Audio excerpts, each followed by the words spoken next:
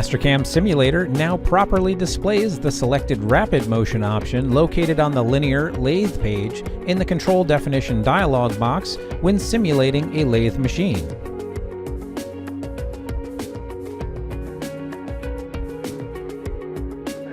During simulation, the move list now properly identifies multi-axis toolpaths.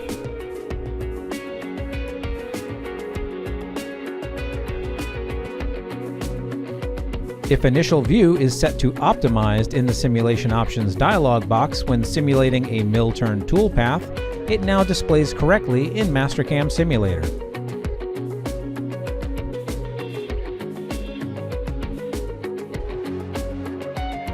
In the Simulator Options dialog box, you can now select meshes in addition to solids and surfaces to use as fixtures or stock. Additionally, the new Restore Settings button resets settings in the tab to their default values. For more information on enhancements to Mastercam 2021, be sure to visit whatsnew.mastercam.com.